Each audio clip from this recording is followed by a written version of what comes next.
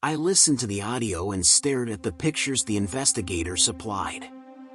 He was able to get a useful video. The audio was sickening. We have to be more careful. I don't want Ted finding out. He might do something bad to you. Oh yeah, right. That wimp? Oh, I'm so scared of a Walmart assistant manager. Giggling, knock it off. I thought I was pregnant and his surprise wedding proposal handed me somebody to take care of the kid. I wasn't pregnant but married him anyway. Well, he obviously can't keep that pussy or ass of yours satisfied. Get on all fours, I'm doing your ass again. I've heard some guys get off watching their spouse getting fucked. I'm not one of them. I watched in horror at the video. Who was this woman? She talked and acted like a whore. We arrive on Sunday night. You're going to come in Monday night? You got it. I figured he might get suspicious if I was on the same flight as you. We can hook up Tuesday morning. Send him out boating or fishing for the day. My name is Ted Smallhouse. I married Crystal almost 5 years ago. We are going to Costa Rica to celebrate our 5th anniversary. I have no desire to spend any more of my life with this slut. We have 2 kids. My son came along 3 years ago and my daughter last year. Crystal's parents are going to watch the kids while we travel. Crystal is a very caring and doting mother. These kids are her reason for living. I guess I'm an underachiever. Although I always earned good grades in school, I'm an assistant manager at a Walmart superstore. My dad, Howard, owns and runs a bar. It's been an Irish pub setting for as long as I can remember. My mom was killed in an auto accident. The settlement left for her 3 children has payouts for each of us when we turn 25, 30, and finally the remainder when we turn 35. Crystal and I went through a lot of the money I received when I turned 25. She's really going to regret that we didn't spend it all. The barefoot lad ran across the beach towards the cabanas. His t-shirt had seen better days. There were holes in the jeans he was wearing. These were not the jeans with the intentional holes the millennials liked, they were actual wear and tear holes in the knees. The small suitcase he was carrying had several smiley face stickers affixed to the front and back. The lad also carried an envelope with $500 bills in it. He paused to locate Unit C12, then knocked, softly at first but with increasing intensity. The door swung open and a large man looked down at the lad. "What do you want?" "Amigo, Senorita wants this. Please give it to her." The man looked at the suitcase and glanced around. He accepted both the suitcase and envelope from the lad, and then closed his door.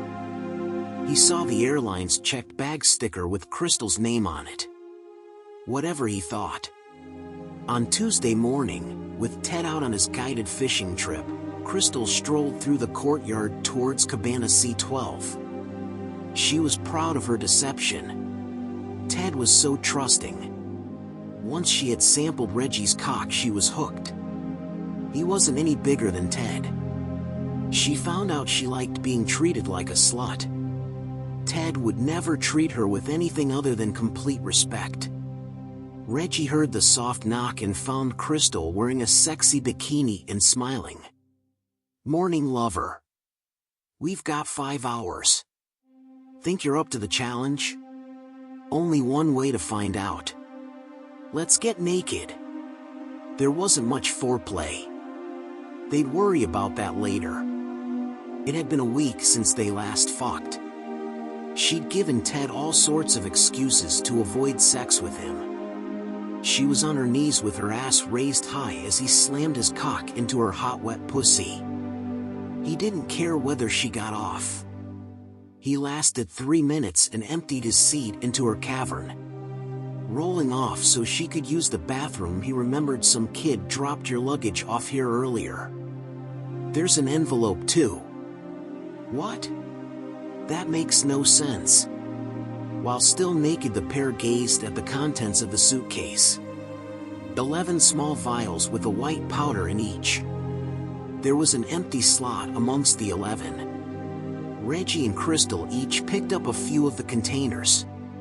Crystal opened the envelope and pulled the $100 bills out. What the fuck? Yes, sir. We saw that young boy hand him an envelope and run away with this container. It just looked suspicious to us, so my husband tried to stop him. The kid panicked, dropped the container, and bolted. The way the container is wrapped, we thought it might be drugs, so we brought it to you. If this is drugs, then I'd bet it is cocaine. Do you remember which unit the boy bought this from? C12. There was no knock.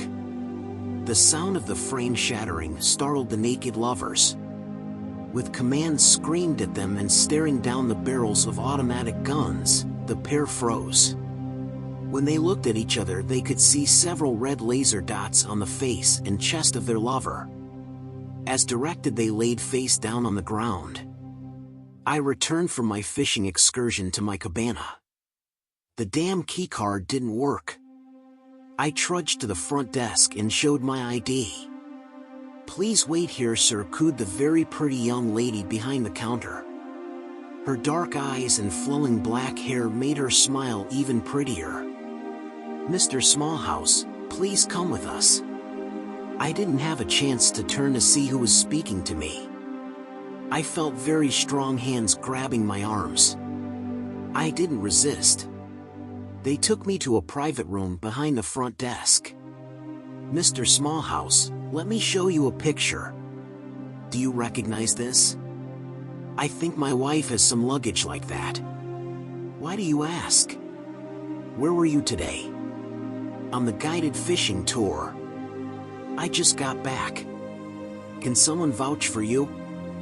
Definitely. I spent a few hours talking with the owner of the boat. His name was Jamie Rodriguez. I've got my receipt in my wallet. I fished out the receipt. What's this all about? Your wife was arrested for dealing cocaine. No way. You've made a mistake. We don't do drugs, and she certainly isn't a dealer. I'm confident in my arrest. It's you who seems to be uninformed. Do you know a Mr. Reggie Harmon? Yeah, that's someone she works with. Crystal and Reggie were arrested in his cabana around 10 a.m. today. They were naked, and that suitcase contained the cocaine. We also seized some cash. I sat digesting what he said. I didn't know. Didn't know what, Mr. Smallhouse? She was having an affair. You can fucking lock her up and throw away the key. Calm down, Mr. Smallhouse. I think that's all I have for you right now. The front desk cutie gave me a new key card. I immediately changed my reservation to return on the first available flight. Howard met me at the airport. We high-fived and headed to his bar. It was fucking perfect, Dad. They're locked up in a foreign country. If they piss off the judge, they could get 20 years. No problems with the police. They didn't tell me I couldn't leave. I'm glad to be out of there. Your guy was worth it. 20 grand to get rid of a cheating slut. And now I get to make her squirm as she tries to stave off a divorce while locked up behind bars. I imagine by now she's been the target of some unwanted attention. And him too. We both broke out laughing. Howard has met some pretty shady characters. One was purportedly involved with smuggling drugs using speedboats. Our plan was to put some cocaine in Crystal's luggage and then tip the police on possible drug dealing. I took Crystal's little suitcase with me to the dock on that morning. I placed a few of those smiley face decals on the luggage. As worked out previously, I had an envelope with $5,000 in it, and a smaller envelope with $500. If this hadn't worked, I'd have been out the $10,000 I'd paid to this point. Since it worked, I owed another 10 grand. I contacted the divorce lawyer I had been in touch with before my aborted vacation. He confirmed he would have her served in her jail cell in Costa Rica. I immediately placed an ad looking for someone to work as a live-in nanny. The third woman I interviewed, Heidi, was my age, single, and sterile. She really wanted to be a mother, and this seemed like a perfect fit. In less than a week we were sharing my bed and bodily fluids. I put together 2 cards with a smiling face decal affixed to the inside of the card. I addressed one to Crystal and the other to Reggie. There was no return address on either envelope. My notation inside was, "Oh, I'm so scared of a Walmart assistant manager." I was actually looking forward to Crystal's trial. I wanted her to see me smirking in the courtroom. I felt a little trepidation that the police would somehow know I was involved. Common sense won out. I couldn't risk some podunk detective in a foreign country fucking my slut wife and then pinning the drug shit on me. I had no reason to believe that, but why risk it? I did the next best thing. When I paid the final 10 grand, the guy agreed to have the courtroom filled with people holding up smiley face placards. He said it would be a pleasure and there was no charge. I gave him a roll of the Walmart smiley face decals. I have no idea who was recruited to spoof the police, but they even testified to the supposed drug deal. Crystal and Reggie were convicted and given 10 years with no parole. The photos Howard received showed about 20 people in the courtroom holding up smiley face placards. I put together 2 cards with a smiling face decal affixed to the inside of the card. I addressed one to Crystal and the other to Reggie. There was no return address on either envelope. My notation inside was, "Oh, I'm so scared of a Walmart assistant manager." Did I see smiling face decals on the luggage? The divorce was uncontested. We had proof of service and Crystal failed to make any of the court appearances. Obviously, I was awarded custody. I was somewhat surprised that Crystal's parents didn't intercede. Perhaps it was Crystal's father who vetoed helping her. He had taken the drug overdose death of Crystal's brother pretty hard. I moved 500 miles away to take over as the manager in a small-town Walmart. Heidi and I are married and loving life.